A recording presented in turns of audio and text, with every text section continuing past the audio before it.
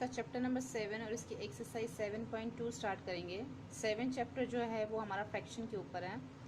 7.2 exercise है जिसका first question है draw number lines and locate the points on them. हमें एक नंबर लाइन ड्रॉ करनी है और जो ये पॉइंट्स दे रखे हैं हमने उसके ऊपर वो लोकेट करने हैं। तो हम इसको स्टार्ट करते हैं एक्सरसाइज को।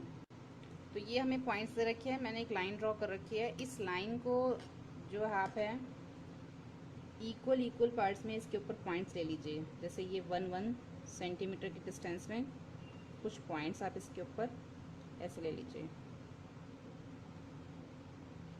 ठीक है। अब इसमें कितने पार्ट दे रखे हैं हमें 1 2 3 4, यानी कि ये जो हमारी नंबर लाइन है इसमें हमारे को 4 पार्ट ही हमारे यूज़ होंगे। फर्स्ट जो है वो हमारा 0 से स्टार्ट होगा, ठीक है। अब हमें ये सब जो है नंबर्स जो हमें यहाँ पे फ्रैक्शन दे रखे हैं हमें इसके ऊपर शो करना है।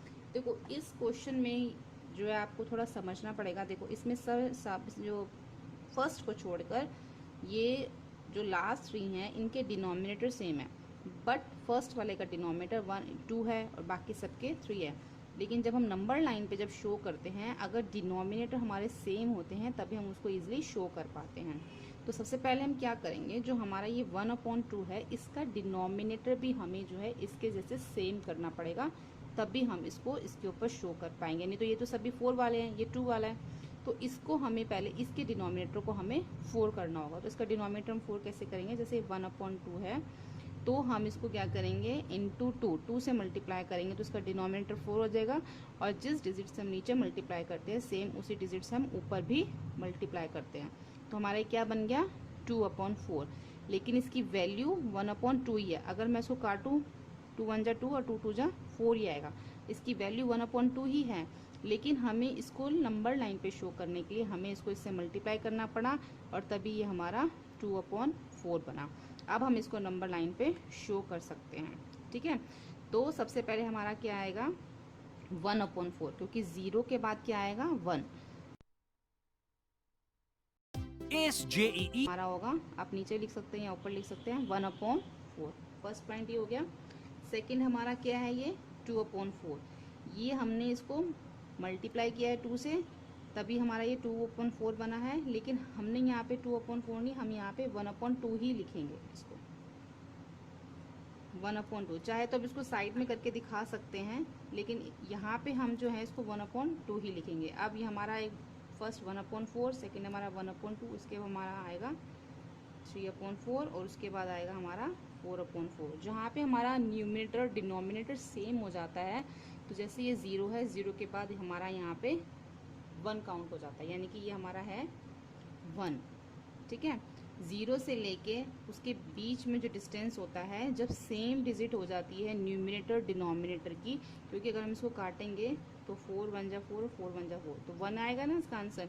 तो इसलिए ये हमारा 1 हो गया। तो इसके बाद जो है आप इसको 5/4 भी लिख सकते हैं, 6/4, 7/4, 8/4, 9/4 और जब 10/4 हो जाएगा तो वहाँ पे हमारा ये 2 बन जाता है, ठीक है। तो लेकिन फिलहाल अभी हमें इतना ही बोला था इसलिए हम इतना ही करेंगे इसको।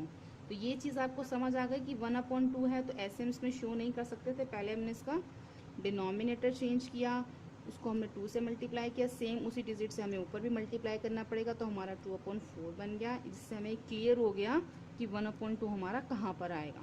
1/4, 1/2, 3/4, 4/4, ठीक है। अब हम नेक्स्ट करते हैं बी है हमारा 1/8, 2/8, 3/8, 7/8। इसके सभी जो डिनोमिनेटर हैं ये सेम है। ये इजी है, ये इजीली हो जाएगा। आप 0 से स्टार्ट करो 1 से लेके 8 तक। यहाँ पे हमें 7 तक बोला हुआ है, लेकिन हमें यहाँ पे हमने 7/8 तक भी लिख सकते हैं, या फिर हमें यहाँ पे 8/8 भी लिख सकते हैं। अब 1/8 है तो ये हमारा यहाँ पे शो हो रहा है, ठीक है। उसके बाद 2/8, 3/8, या तो आप सर्कल लगा सकते हो या फिर आप ऐसे कर सकते हो 1/8, 2/8, 3/8 के बाद सीधा 7/8 लिख सकते हैं बीच में ये पॉइंट लगा के, ठीक है। या फिर आप सर्कल लगा सकते हो। इस तरीके से जो है हमारा ये नंबर लाइन के ऊपर लोकेटेड हो जाएगा, पॉइंट हो जाएगा, ठीक है। उसके बाद 2/5, इसके भी डिनोमिनेटर सेम है, ये भी इजीली हो जाएगा।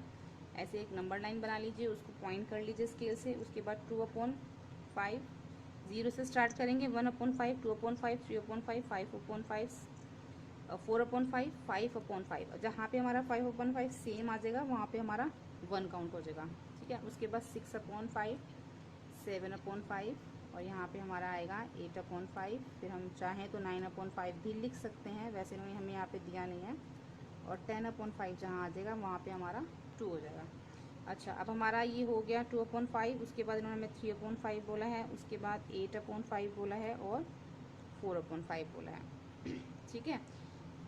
आप सर्कल भी लगा सकते हैं या फिर आप इसको इसी तरीके से भी लिख सकते हैं। देखो ये आप एक नंबर लाइन बनाएंगे ना, यहाँ पे 0 होगा, यहाँ पे आप जो है इक्वली पार्ट में इसको डिवाइड करना स्केल से। ये मैं भी रफली कर रही हूँ।